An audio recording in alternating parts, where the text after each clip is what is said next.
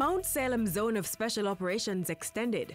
Denham Town Zone tapped for major social intervention projects, and Cockpit Country petition gets revised response timeline.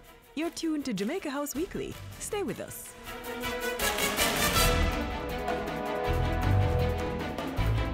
The boundaries of the Denham Town Zone of Special Operations have been revised.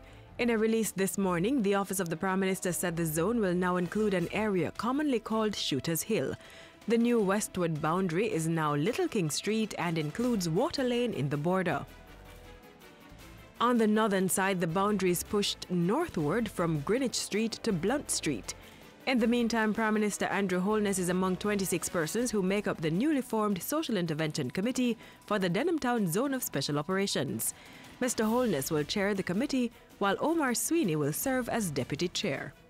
The committee members also include Sansia Bennett-Templer, Audrey Sewell, Lieutenant Colonel Dion Smalling, Senior Superintendent Steve McGregor, Minister Desmond McKenzie, Mark Barnett and Stedman Fuller. Meanwhile, in Parliament last Tuesday, Prime Minister Andrew Holness said he saw promising signs in the joint report of operations in the Denham Town Zone of Special Operations. He said over 40,000 searches were conducted, resulting in the arrest of 7 known violence producers. Security officers have also recovered a shotgun, 34 rounds of ammunition, a gun cleaning kit and a credit card scanning machine. A Desert Eagle pistol with 1 live round was found on November 2 after the Prime Minister presented in Parliament. As it relates to social intervention, Mr. Holness said a comprehensive physical and human capital development program was being accelerated in the zone. The physical development initiatives include a zinc fence removal program, a solid waste collection project, and the paving of 2,609 square meters of roadway in Hannahtown, Denham Town and Tivoli Gardens. On the human capital development side, over 300 young persons are receiving training, certification, internships and employment through an alternative livelihood and skills development program. Projects also target new and existing businesses as well as sports programs in the Denham Town Zone. What this zone will do is to create the space in which these projects can be more effectively managed and implemented. Also in Parliament Tuesday, Prime Minister Andrew Holness asked for and received a 60-day extension for activities in the Mount Salem Zone of Special Operations. Mr. Holness said the extension would shore up security gains and allow space to institute social intervention projects. That they will be able to actually start significant interventions. So we are expecting to see within this phase that the Social Intervention Committee will actually start to have tangible interventions in the zone of special operations, moving now towards the build phase. To facilitate the work of the Social Intervention Committee, 7 working groups have been formed in the Mount Salem Zone of Special Operations.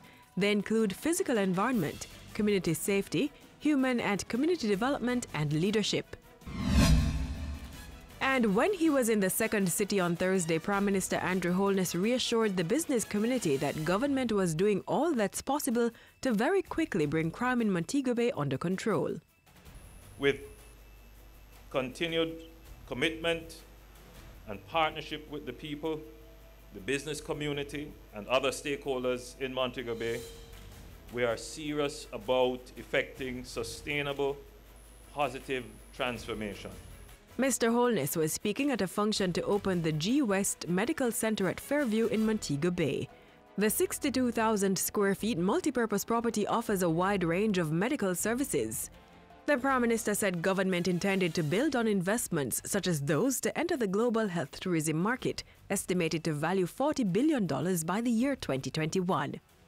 Jamaica's advantages include the availability of quality medical professionals, the island's strategic location, increasing diagnostic facilities, and importantly, government support to facilitate growth in this market.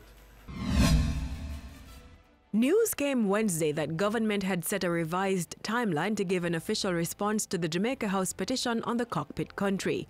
This as Cabinet continues to deliberate and meet with stakeholders on matters related to the area. Government had missed the 30-day deadline to respond to the petition, which accumulated over 15,000 signatures in September. And that's how we close out Jamaica House Weekly. Join us next time for more of the news coming out of the office of the Prime Minister.